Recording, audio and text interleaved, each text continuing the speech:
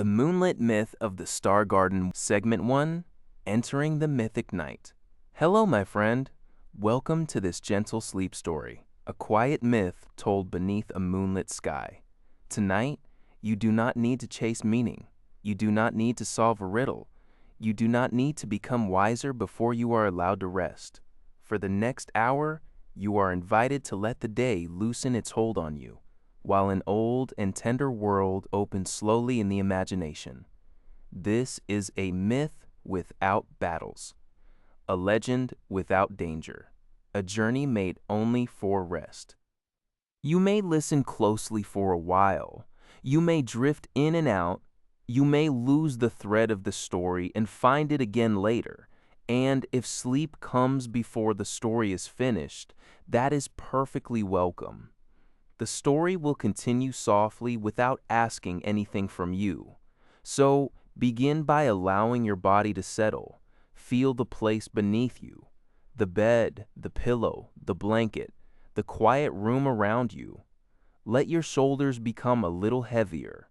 Let your hands rest without needing to hold anything. Let the muscles of the face soften. If the eyes are closed, allow them to stay closed. If they are still open, let them become heavy in their own time. There is no correct way to enter rest. There is only this moment and the simple permission to be as you are. Take a slow breath in if that feels comfortable, and let it leave gently. Again, breathing in, receiving the night. Breathing out, releasing the edges of the day. One more easy breath in, and a long, quiet breath out. Now allow your breathing to return to its own natural rhythm. You do not need to improve it. You do not need to deepen it. Your body already knows the way. Imagine that, above you, far beyond the roof, far beyond the clouds, the old moon is rising over a peaceful mythic sea. Its light is not sharp. It is soft, silver, and patient, and from that moon, a very gentle glow begins to descend.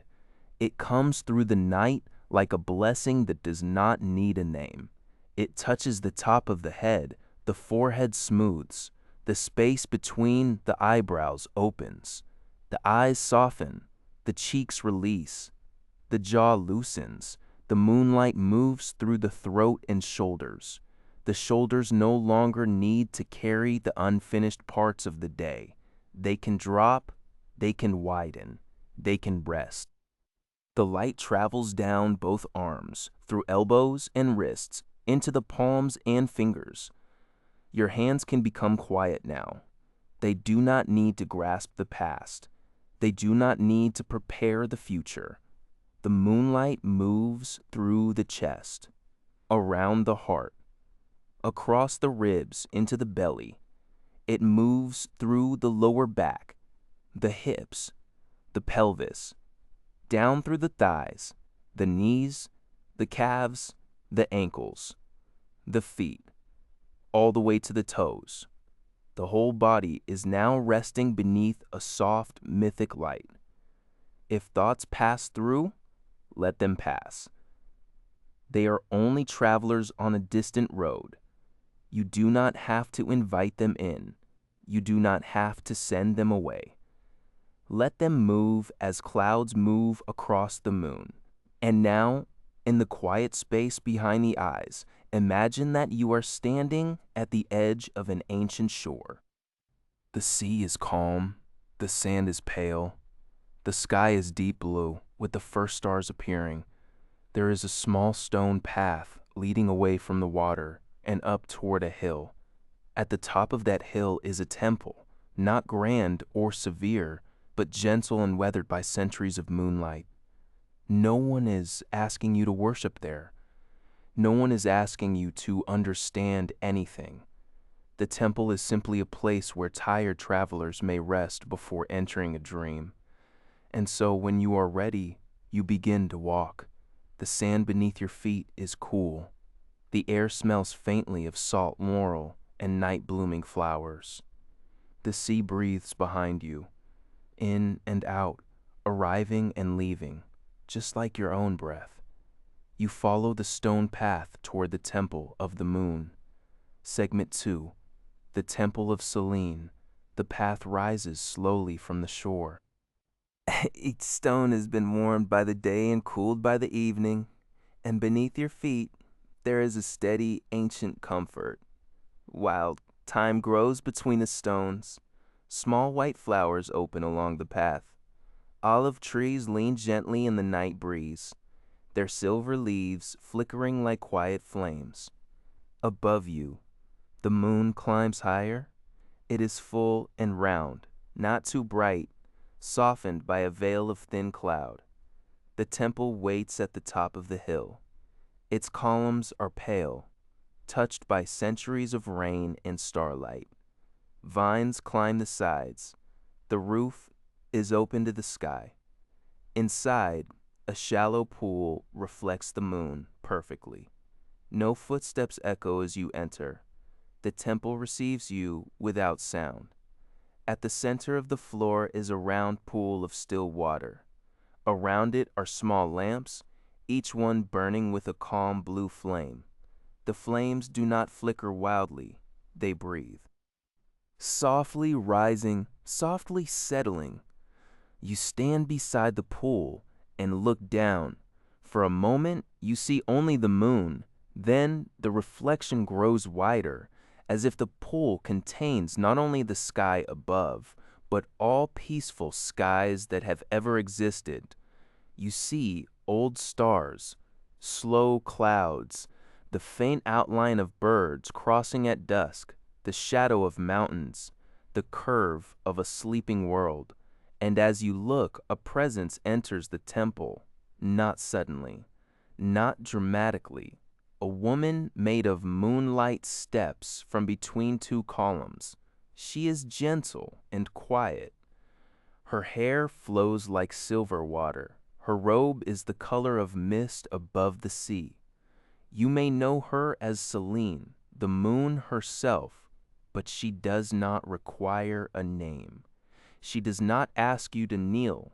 She does not ask you to speak. She only looks at you with the calm kindness of something that has watched over countless nights. In her hands, she holds a small bowl made of pearl.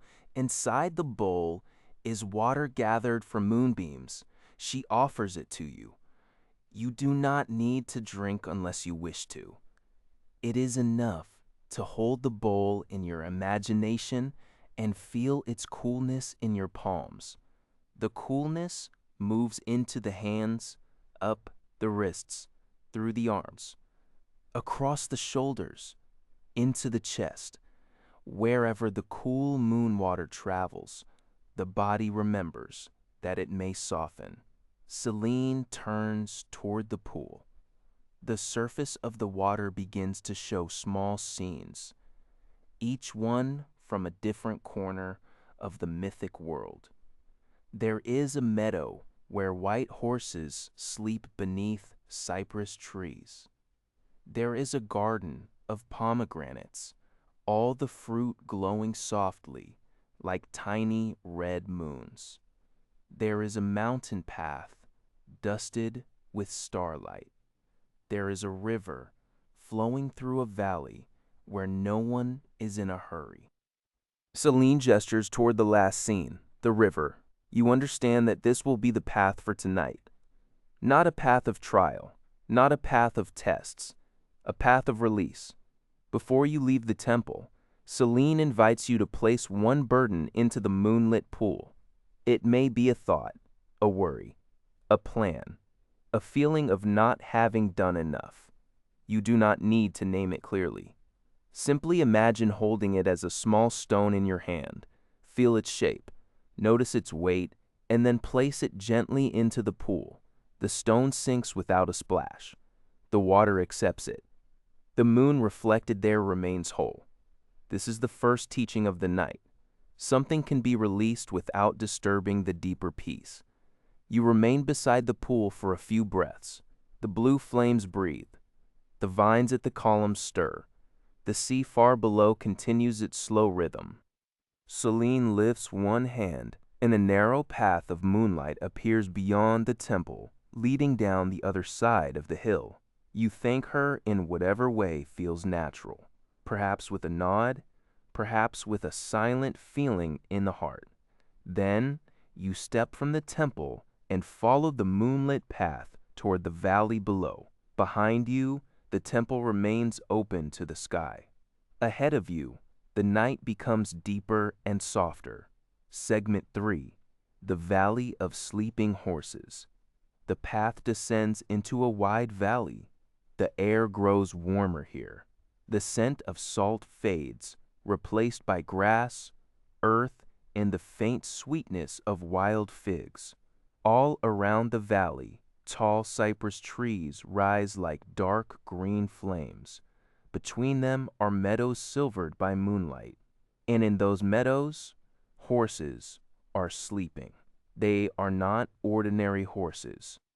They are the gentle horses of old myth, the kind said to carry dreams across the sky. Some are white as foam, some are gray as dawn, some are dark as a moonless sea, with stars shining faintly in their manes. They lie in the grass, breathing slowly.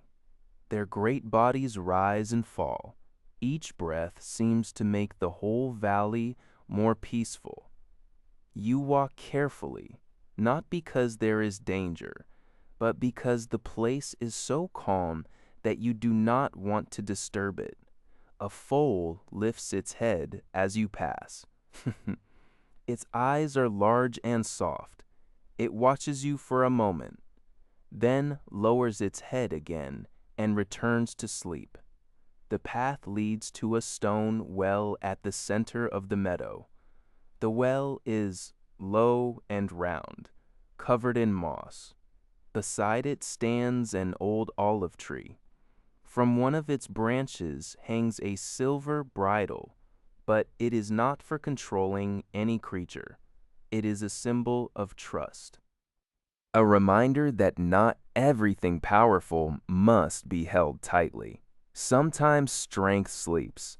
Sometimes power rests. Sometimes the most beautiful movement is stillness. You sit beneath the olive tree. The grass is cool and soft. The trunk of the tree is firm against your back. Around you, the sleeping horses breathe, slowly in, slowly out. You allow your own breathing to match the valley. There is nothing to count, nothing to force. Just the quiet rhythm of living bodies resting beneath the moon. As you sit there, you notice that each horse seems to be dreaming a different dream. One dreams of running across clouds. One dreams of standing in warm rain. One dreams of drinking from a lake full of stars. One dreams of carrying a tired traveler safely home. These dreams are not loud. They drift through the valley as soft colors: blue, silver, violet, rose. The old olive tree above you drops one small leaf into your lap. The leaf is pale green on one side and silver on the other. You hold it gently. It is very light, so light that it almost seems to hold no weight at all. And you may imagine placing into this leaf any sense of pressure that remains in the body. Pressure to be ready, pressure to keep up, pressure to remember everything, pressure to become someone else before you may rest. Let the leaf hold that pressure for you. Then let a soft breeze lift the leaf from your palm.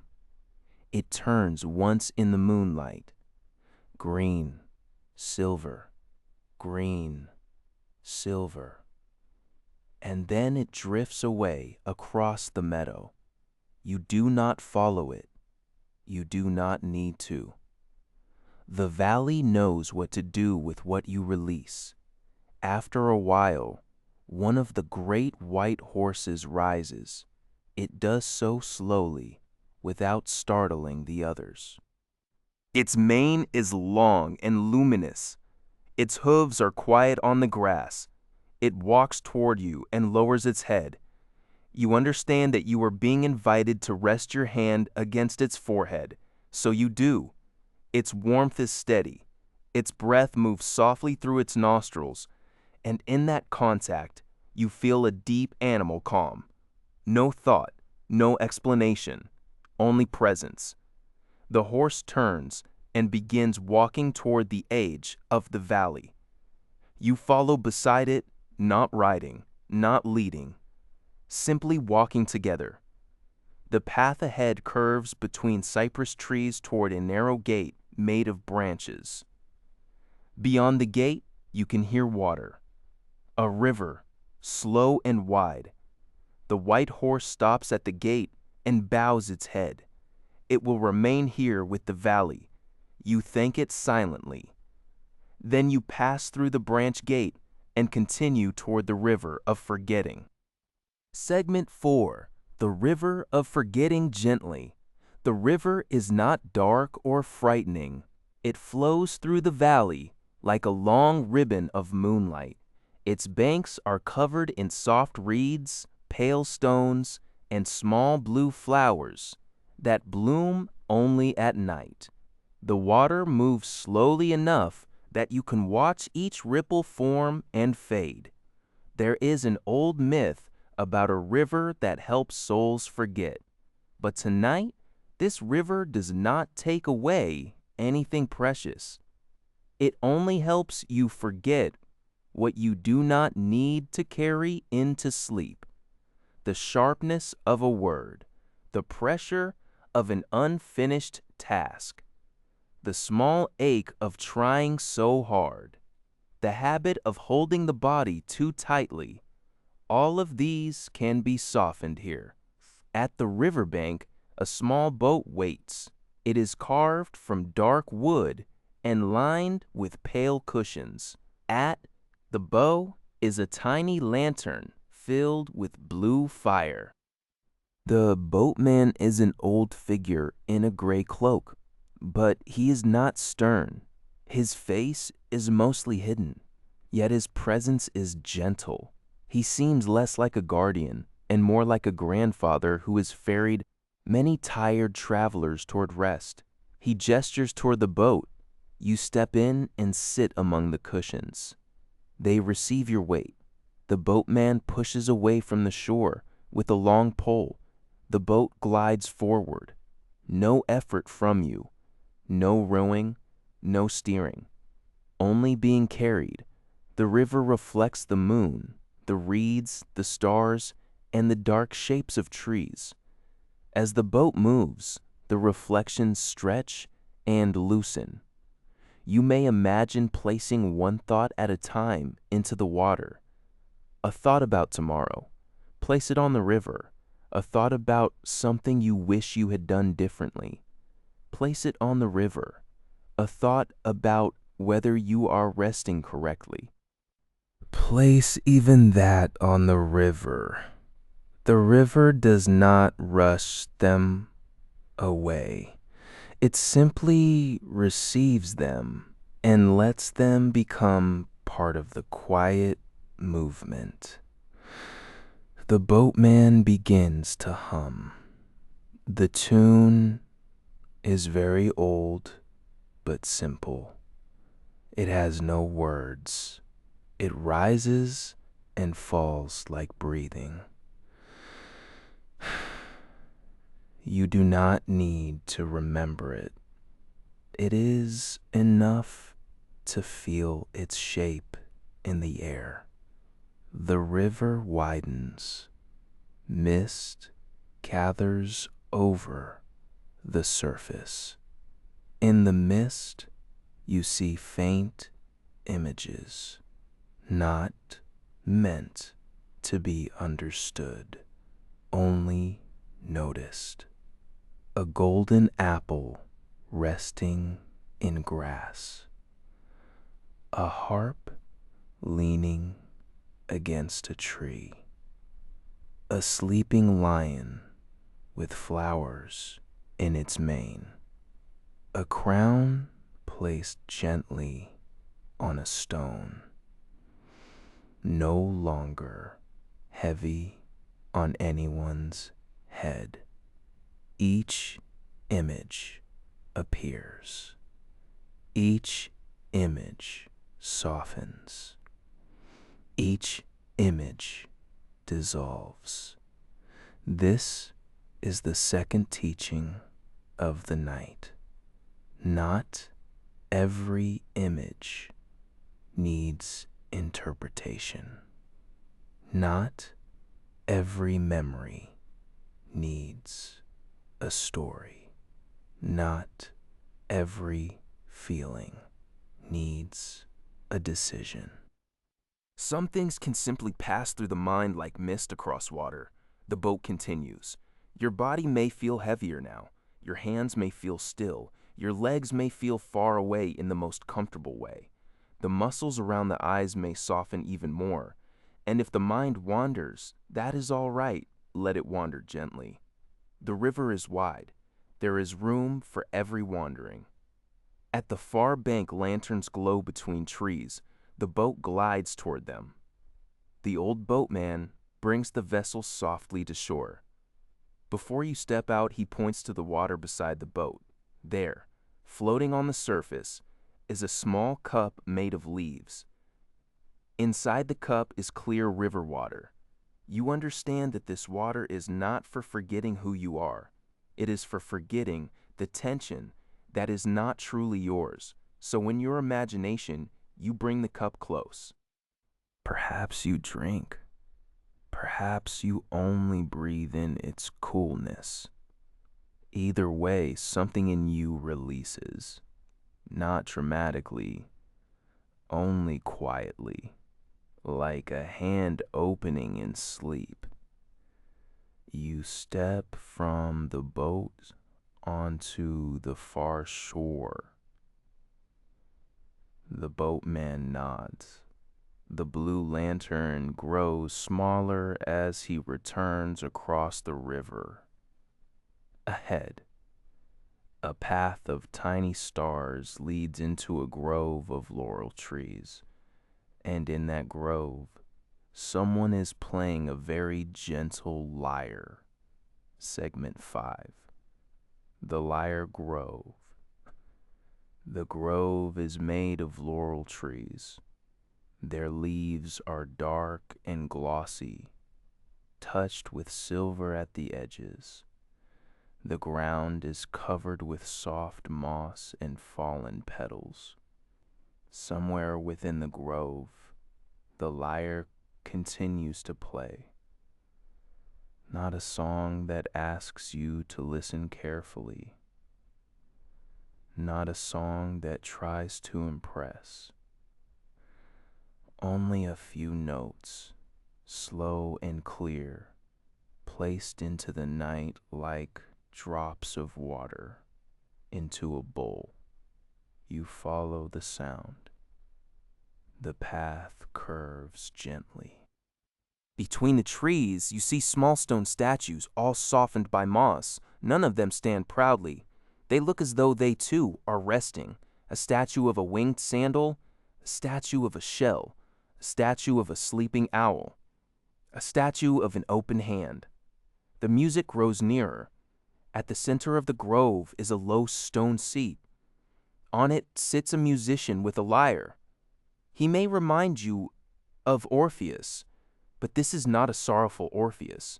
This is the gentle part of the myth, the part that knows music can calm even the most restless places inside us. He does not sing. He only plays. When he sees you, he smiles softly and continues. You may sit on a mossy stone nearby. The music moves through the grove. Each note seems to touch a different part of the body. One note softens the forehead. Another loosens the jaw. Another relaxes the throat. Another opens the chest. Another settles the belly. Another quiets the hands. Another releases the feet. The melody does not need to be remembered. It is already doing its work by passing through. Above the grove, The moon is partly hidden by leaves. Its light comes down in small silver pieces. The musician plays a sequence of notes so slow that you can almost rest between them. A note, then quiet. Another note, then quiet. The quiet becomes as important as the sound. This is the third teaching of the night. Rest is not the absence of life. Rest is part of the music. Without rest, no melody can breathe. You allow this teaching to settle without needing to think about it. Perhaps there have been many melodies in your day, conversations, tasks, responsibilities, efforts, small surprises, private thoughts, and now, this is the rest between notes. This is where the body listens to silence. This is where the heart is not required to perform. The musician's fingers move more slowly. The lyre seems to glow faintly. Around the grove, small animals gather. A deer lowers itself into the moss. A fox curls its tail around its nose. An owl closes its eyes. Even the leaves become still. The entire grove is listening itself to sleep. You may notice your own body becoming part of that quiet audience, not separate, included, allowed. The musician finishes the song not with a flourish, but with one final note that fades so slowly you cannot tell exactly when it ends. Afterward, the silence feels warm. He places the lyre beside him and gestures toward a narrow path behind the grove. This path is lined with small lamps shaped like stars. It leads upward toward a garden on a hillside, a garden where old gods once came not to rule, but to rest. You thank the musician with a nod, then you follow the star lamp path. Behind you, the grove remains quiet. The last note of the lyre seems to travel with you, softening each step. Segment 6. The Garden of Resting Gods. The path climbs gently. It is not steep. It only rises enough for the air to grow cooler and clearer. At the top of the hill is a garden surrounded by a low wall of pale stone. The gate is open. No guards stand there. No thunder sounds. No ceremony waits. Only a garden under stars. You step inside. This is the garden of resting gods. Not gods in their power, not gods in their storms or commands, but the quiet images of old divinities after they have laid their symbols down. There is a stone bench beneath an apple tree. On the bench rests a small golden helmet, no longer worn. Beside a fountain, a trident leans peacefully against the wall, with vines curling around it. Near a bed of lavender, a pair of winged sandals sit side by side, still at last. On a marble table, a bright sun disk has been covered with a soft cloth for the night. Even the great symbols of myth are resting here. Power has become quiet. Speed has become still. Brightness has become gentle. You walk slowly through the garden. Nothing asks for reverence. Everything simply demonstrates permission. If even the old gods can rest, then so can you. If even lightning can be set down, then your thoughts can be set down. If even the sun can cover its face for the night, then you can close your eyes without guilt. The garden is full of night-blooming flowers: jasmine, moonflower, lavender, white roses. Their fragrance is soft and layered, not strong, not overwhelming. Just enough to let the mind know that the night is kind. At the center of the garden is a circular bed of grass. Around it stand 12 small cypress trees. In the grass is a low couch covered with white linen. It seems placed there for any traveler who has come far enough to stop. You sit on the couch. It is cool at first, then warm. The linen is smooth under your hands. The garden breathes. Flowers release their scent, leaves shift, water falls softly in the fountain. You can imagine setting down beside the couch any symbol of your own effort. A tool, a list, a key, a phone, a mask, a question, a responsibility, whatever you have been carrying in the inner world. You may place it gently on the grass. It will be safe here. You do not have to carry it while you sleep. The old garden knows how to guard what is placed inside it.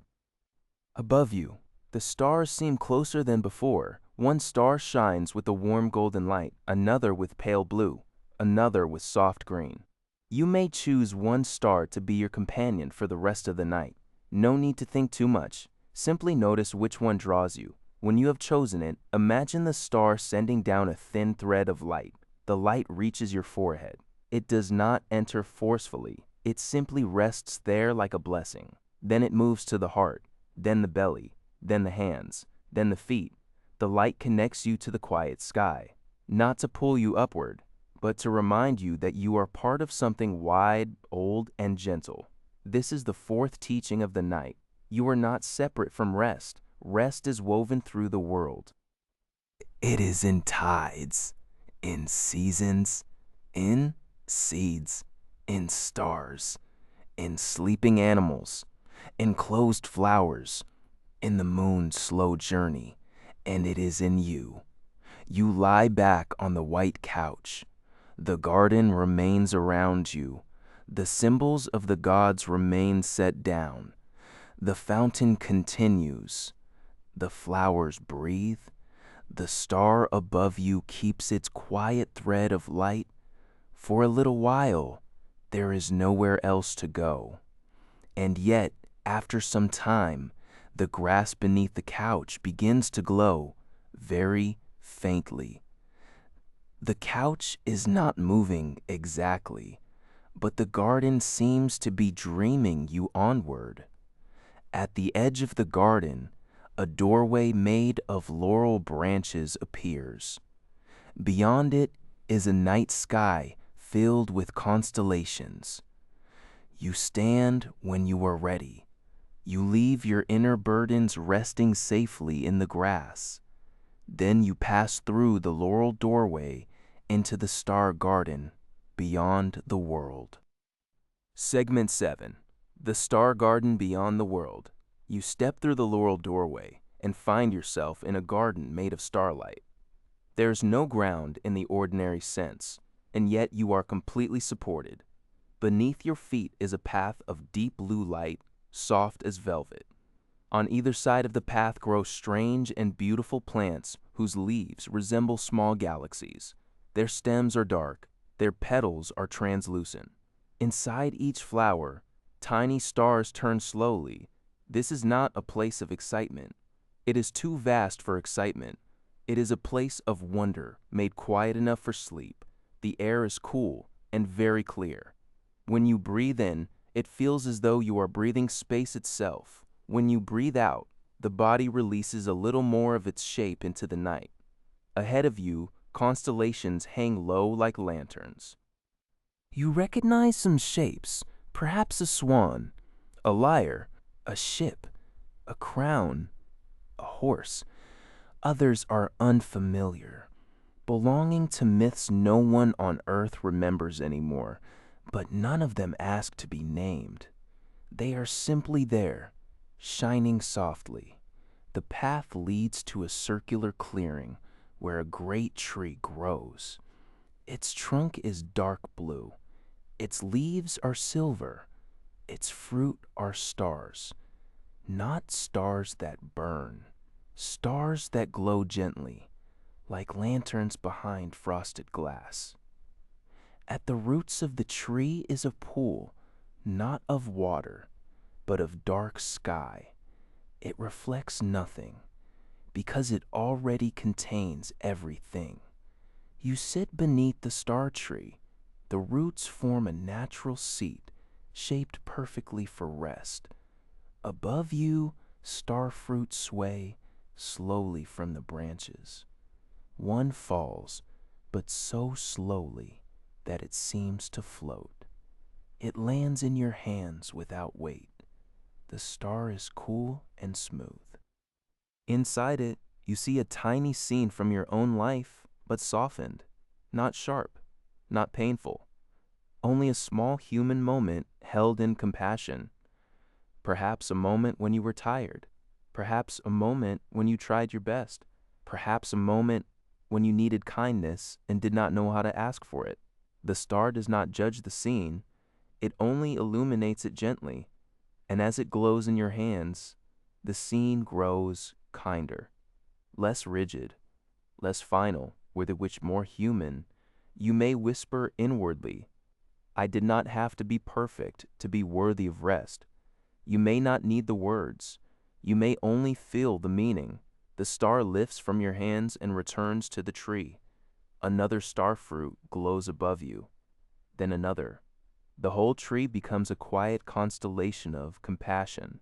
This is the fifth teaching of the night. The past can be held in softer light, not changed, not denied. Only held more gently. You lean back against the roots. The sky pool beside you begins to ripple.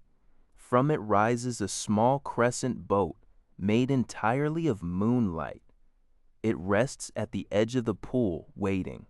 You understand that this boat will carry you through the last part of the mythic night toward a place where sleep opens naturally. You step into the crescent boat. It is shaped perfectly for lying down. Inside it are pillows made of cloud and a blanket woven from the soft darkness between stars. You lie back. The boat lifts from the pool and glides into the open sky. There is no fear of falling. The sky supports you as water supports a leaf. The star garden drifts below. The great tree grows smaller. The constellations move slowly around you. You are being carried through myth, through night, through softness. And all the teachings of the journey rest inside you now. Release without disturbance. Strength can sleep. Thoughts can pass like mist. Silence is part of the music. Even the gods can rest. The past can be held in softer light. You do not need to repeat these teachings. You do not need to remember them. They can dissolve into feeling, a feeling of permission, a feeling of being carried, a feeling that sleep is not something you must earn. It is something you may receive. The crescent boat glides onward. Ahead, you see a palace made of clouds, but palace is almost too strong a word. It is more like a sleeping room built by the sky itself, open, pale, quiet, and full of moonlight. The boat drifts toward it. Segment 8, the Cloud Palace of Hypnos. The crescent boat arrives at the Cloud Palace with no sound. There are no gates, no guards, no ceremony, only a wide terrace made of soft white mist. You step from the boat and feel the cloud floor support you. It is springy and steady, like the most comfortable mattress you can imagine. The palace is open to the night on every side. Tall arches frame the stars. Curtains of pale blue vapor move gently in a wind too soft to feel. At the center of the palace is a bed large enough to hold every tired part of you. The bed is simple, white linen, silver blanket, pillows like small clouds. Beside it stands a quiet figure with wings at his temples. His face is young and ancient at once. His eyes are kind and half closed. You may know him as Hypnos, the spirit of sleep, but like Selene, he does not require a name. He is not here to force sleep upon you. He is here to remind you that sleep is already near. In one hand, he holds a poppy. In the other, a small bowl of dark blue night. He places the poppy beside the bed. Then he pours the bowl of night slowly into the air. The darkness does not frighten. It spreads like velvet. It softens the arches, softens the stars, softens the edges of your own thoughts. Hypnos gestures toward the bed. You lie down. The mattress receives you completely. The pillows arrange themselves under your head and neck. The silver blanket settles over the body. Just enough weight, just enough warmth. Your feet rest, your legs rest, your hips rest, your belly rests, your chest rests, your hands rest, your shoulders rest, your throat rests, your face rests. Even the mind, still moving, perhaps in small ways, is invited to rest. Hypnos does not ask the mind to become empty. He only asks it to become less responsible for the next little while. Let the deeper body take over. Let breath continue on its own. Let the heart keep its rhythm. Let sleep approach like a tide. The cloud palace grows dimmer. The arches fade into blue. The curtains become mist. The stars above become soft points of light behind closed eyes. Hypno sits beside the bed, not watching you, but keeping company with the night.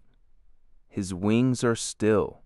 The poppy beside you gives off a scent so faint, it is almost a color. A deep red softness. A warm quiet. A reminder that petals close without effort. You can close without effort too. The moon, far beyond the palace, lowers itself slightly, as if drawing a blanket over the world. Selene's light remains, but gentler now. The white horses sleep in their valley. The river continues without hurry. The lyre grove rests in silence. The garden of the gods keeps your burdens safe. The star tree holds the past in compassionate light. And here, in the palace of sleep, there is nothing more to do.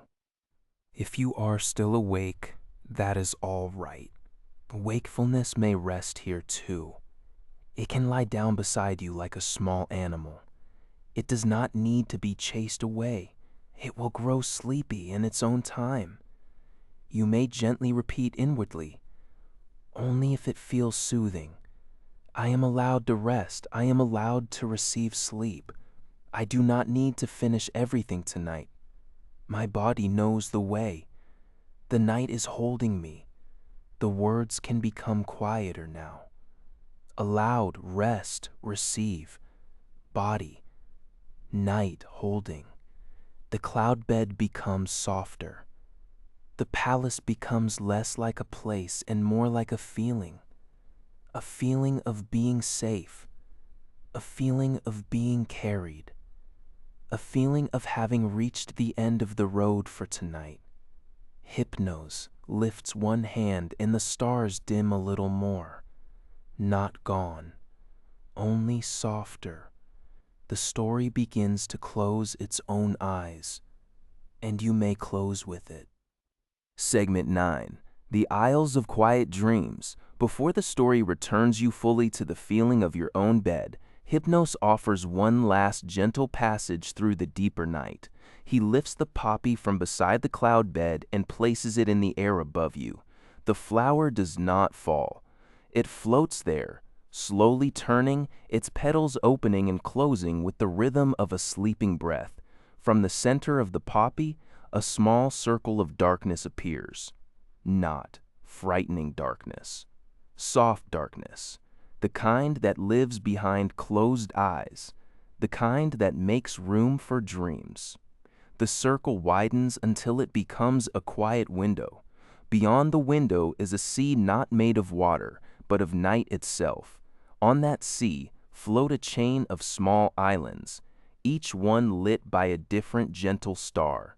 Hypnos does not speak, but you understand.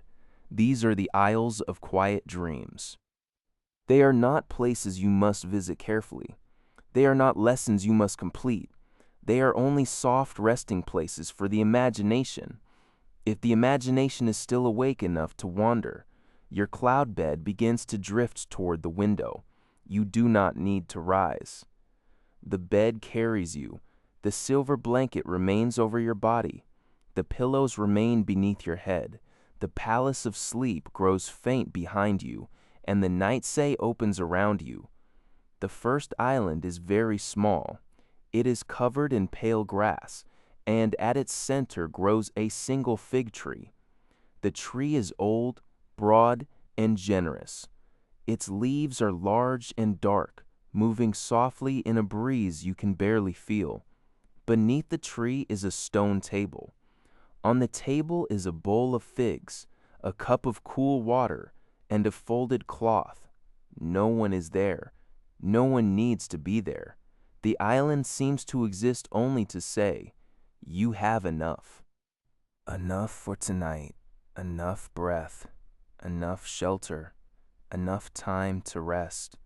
The bed drifts past the island, and the fig tree slowly fades into the blue distance.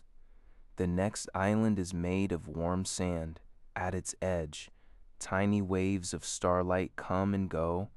A tortoise sleeps near the shore, its shell patterned like an ancient map. The map has no words, no borders, no destinations, only winding lines that lead nowhere urgent. The tortoise breathes in, the tortoise breathes out. Its patience is so complete that the whole island seems to slow around it. You may let your own body learn from that patience.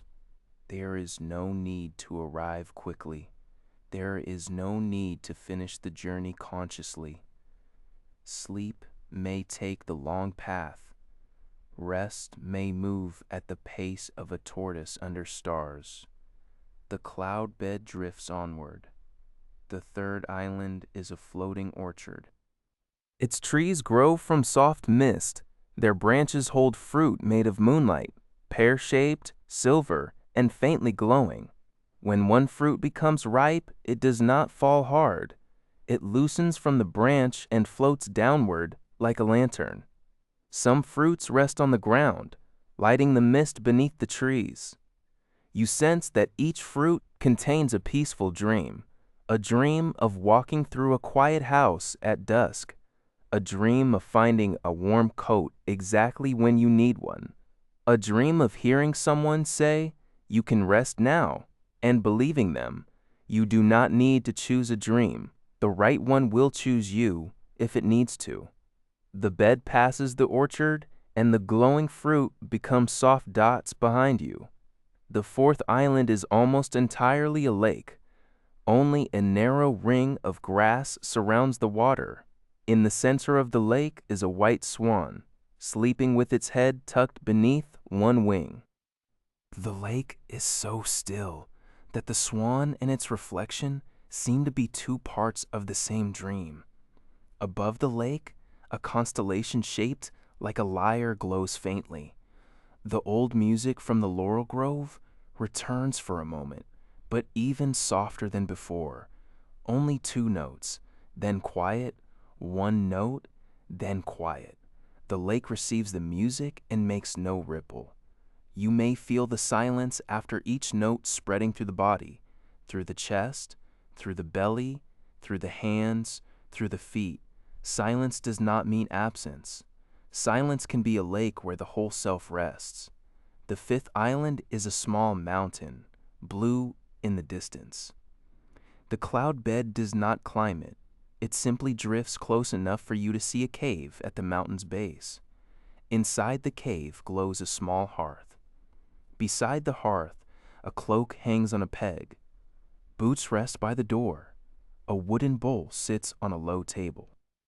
It is the simplest shelter imaginable, and yet it feels complete. Nothing decorative, nothing excessive, only warmth, a place to sit, and protection from the wind. This island whispers, simple is enough. A simple breath, a simple blanket, a simple permission to stop. The cloud bed moves onward, and the mountain becomes a shadow under stars. The sixth island is covered in flowers that have closed for the night. Their petals are folded inward, not from sadness, not from fear, only because closing is part of their life. They close to protect their softness. They close to gather themselves. They close so they can open again when morning is truly here. You may imagine your own senses doing the same, the eyes closing, the ears no longer reaching outward, the skin settling, the mind folding its petals inward. Closing is not failure. Closing is wisdom. Closing is how many living things survive the night and return renewed. The flower island fades. The night say becomes wider and darker, but still kind. Your cloud bed floats more slowly now. Perhaps you no longer see every island clearly. Perhaps the images begin to blend.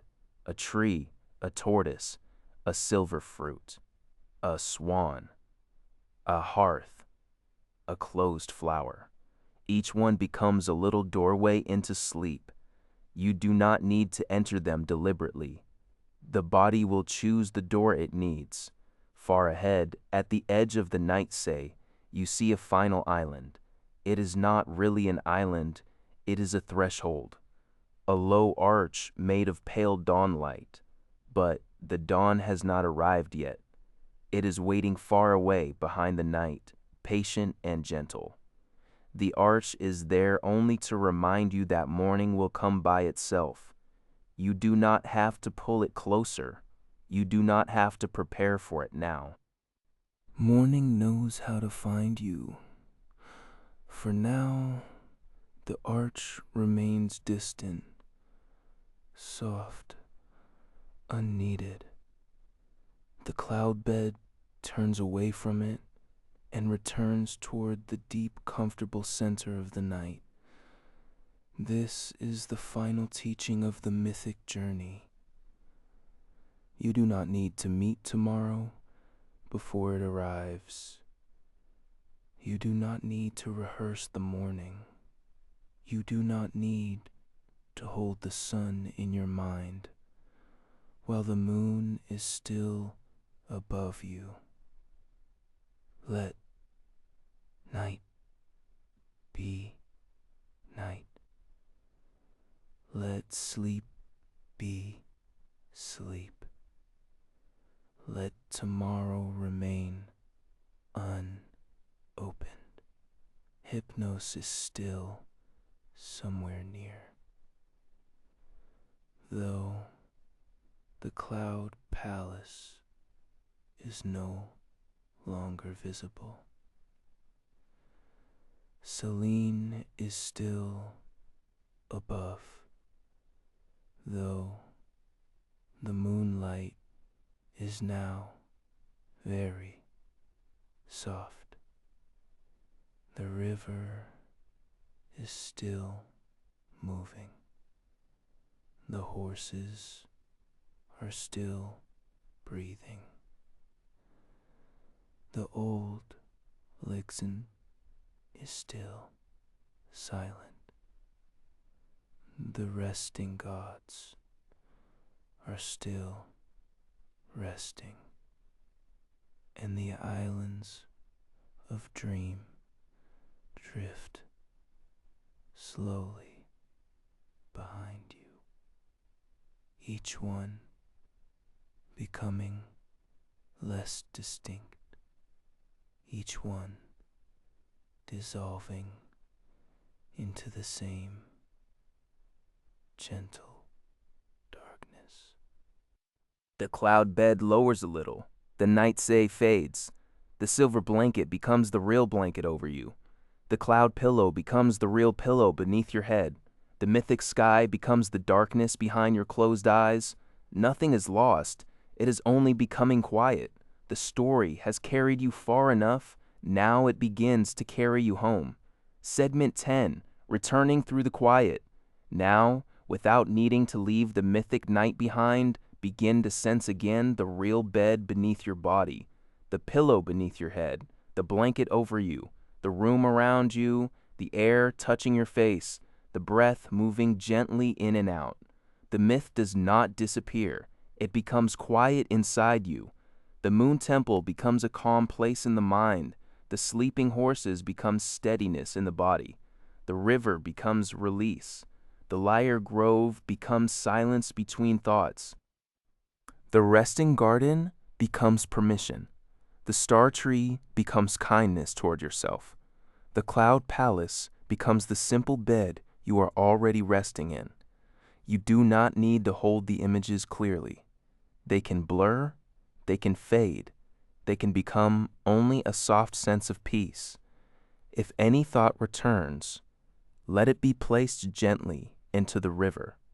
If any tension returns, let it be laid in the garden beside the resting symbols. If any old memory returns, let it be held under the star tree in softer light. If the mind asks what happens next, let the answer be simple. Sleep happens next, or rest happens next, or quiet happens next. Any of these is enough. For a few more breaths, imagine the whole mythic world breathing with you. The sea breathes in, the temple breathes out, the horses breathe in, the river breathes out, the lyre breathes in, the garden breathes out. The stars breathe in, the cloud palace breathes out, and your body follows without effort. There is nowhere else to go, nothing more to prove, nothing more to carry. Tonight has already opened its hands to you. You are safe enough to rest. You are tired enough to soften. You are allowed to sleep before the story ends. You are allowed to let the final words drift past like stars reflected on water. And before the final good night, allow the body to receive one more wave of quiet. It begins at the crown of the head. Like the softest touch of moonlight, the forehead smooths again. The eyes rest deeper in their sockets. The cheeks become loose and warm. The jaw releases any last hidden effort. The throat is clear and unguarded. The shoulders fall away from the ears. The arms become heavy in the best way. The hands open, even if only in feeling. The chest widens without trying. The belly softens without needing permission from the mind. The hips sink. The legs grow quiet. The feet are far away and safely held. Imagine now that the entire mythic journey has become a single small lamp beside your bed.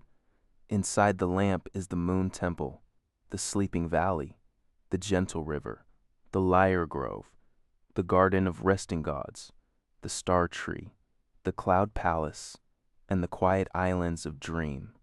All of it has become one soft light. Not a light you need to look at, only a light that keeps the room kind while you sleep. The lamp grows dimmer and dimmer, still warm, still present, but no longer asking to be seen. You may let the mind become like a shoreline after the tide has gone out, smooth, open, unwritten. If a thought crosses that shore, it leaves only a temporary mark. The next breath softens it. The next breath smooths it. The next breath reminds you that nothing needs to stay sharp tonight. Somewhere inside the story, Celine lowers her bowl of moon water. The white horse folds his legs beneath itself and sleeps. The old boatman ties his boat to the reeds and rests his hands. The musician in the laurel grove places the lyre on the moss.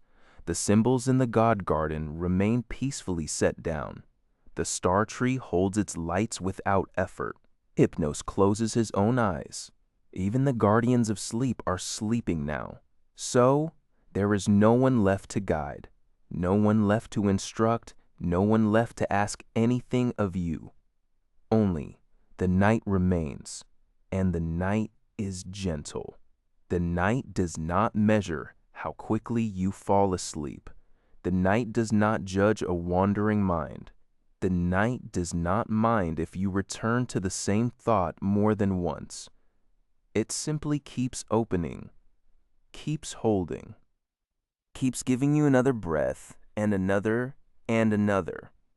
You can rest inside that patience. You can rest even before sleep arrives. You can rest while sleep is arriving. You can rest as sleep quietly takes over. Let the story become softer than language now. Let it become rhythm.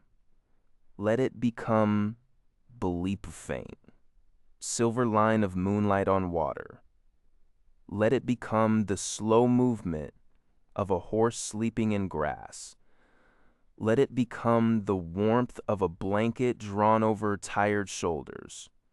Let it become nothing you need to follow, nothing you need to finish, nothing you need to hold. Just rest, just night, just this quiet body breathing. Good night, my friend. May the moon be gentle over you. May the river carry away what you no longer need. May the horses of dream move softly through the valley of your sleep. May the old music of rest play quietly beneath your breathing. May you wake when the time is right, restored in body, calm in mind, and quietly renewed. Until then, rest, rest, rest.